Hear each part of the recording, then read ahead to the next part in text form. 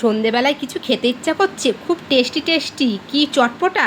মনটার মধ্যে যেন মনে হচ্ছে একটু চটপটা কিছু হলে ভালো হতো। তাহলে আর দেরি কি, আমার মতন এই রেসিপিটি একবার বানিয়ে খেয়ে দেখুন তো কেমন লাগে।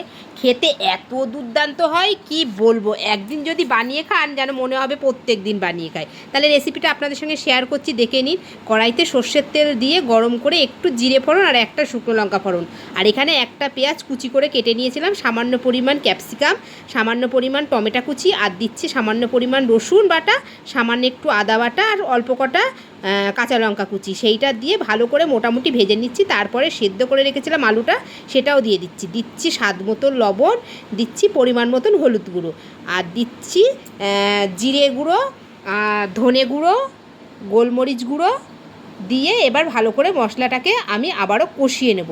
আচ্ছা, কষানোর পরে দিচ্ছি একটু সামান্য পরিমাণ ধনেপাতা কুচি, এখানে দিচ্ছি স্বাদের জন্য সামান্য পরিমাণ একটু চিনি, দেওয়ার পরে দিচ্ছি একটু সামান্য পরিমাণ গোলমরিচ গুঁড়ো। তারপরে আমার পুরটা কিন্তু রেডি হয়ে গেছে, একদম ঠিকঠাক হয়েছে। আর এইদিকে কিন্তু আমরা যে আটায় রুটি করি সে আটা দিয়ে আমি একটা রুটি বেলে নিয়েছি, বেশ বড় করে রুটিটা বেলে নিয়েছি। বেলে নিয়ে কিন্তু হাতের সাহায্যে এক্সট্রা যে আটাগুলো রুটির গায়ে লেগেছিলো সেটা হাত দিয়ে ঝেড়ে ঝেড়ে ফেলে দিয়েছি। এইবার যে পুরটা আমি বানিয়ে রেখেছিলাম সেই পুরটা এইবার আমি রুটির ওপরে ভালো করে লাগিয়ে দিয়েছি। পুরো রুটিটাকেই লাগিয়ে দিতে হবে, আর একটা ছুরির সাহায্যে কিন্তু আমি যেভাবে কাটছি এইভাবে কেটে নিতে হবে। কেটে নিয়ে ঠিক আপনি যদি ভাবেন একটু বড় সাইজের রাখবো তাহলে একটু বড় বড় করে কেটে নেবেন, আর যদি ভাবেন একটু ছোটো সাইজের রাখবো তাহলে একটু ছোটো করেও কেটে নিতে পারেন। আমি মোটামুটি করে কেটে নিচ্ছি, খুব বড়ও না খুব ছোটও না। এইবার দেখুন হাতের সাহায্যে একটু পাকিয়ে পাকিয়ে কিন্তু রোল করে নিচ্ছি। এই রোলগুলো কিন্তু আমি সব কটা বানিয়ে নেব। আর এদিকে গ্যাসে কিন্তু আমি কড়াই চাপিয়ে দিয়েছি, সাদা তেল দিয়েও দিয়েছি।